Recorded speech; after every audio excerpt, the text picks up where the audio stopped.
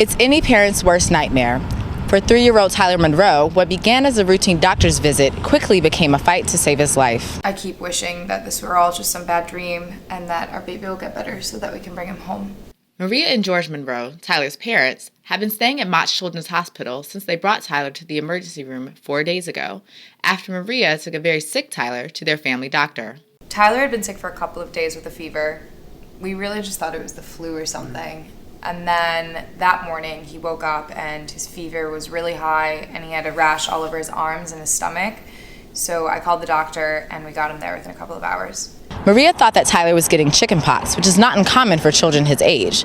But when she arrived at the doctor's office, things took a turn for the worse. When we got to the doctor's office, the doctor took his temperature, and at that point his fever had shot up to 104. And he said that he really didn't think he had chickenpox, so he told us to take Tyler to Mott's, where they could run some tests that he couldn't do in his office. When Maria arrived at the hospital, Tyler suddenly collapsed. He was unconscious and the doctors rushed him to the emergency unit. Maria called her husband, George Monroe, to let him know what was happening. I was in a meeting when Maria called to tell me that she was in the emergency room with Tyler, so I went right back in and told him I had to reschedule because my little boy was in the hospital and I needed to make sure his dad was there with him. By the time that George arrived at the hospital, the doctors discovered what was wrong. Tyler had a bacterial form of meningitis, which causes inflammation of the linings that surround and protect the brain.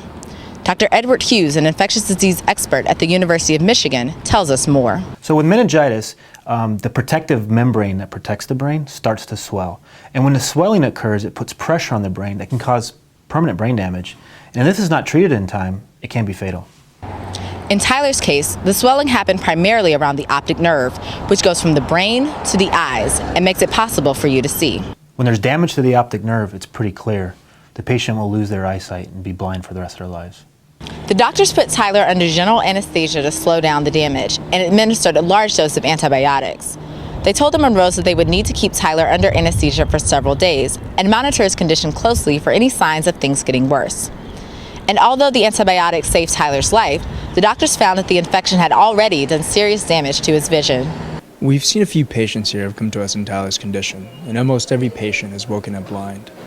It's pretty much guaranteed that's how things will turn out when the patient wakes up. In the meantime, Tyler's parents are waiting for the day that they can take their little boy back home.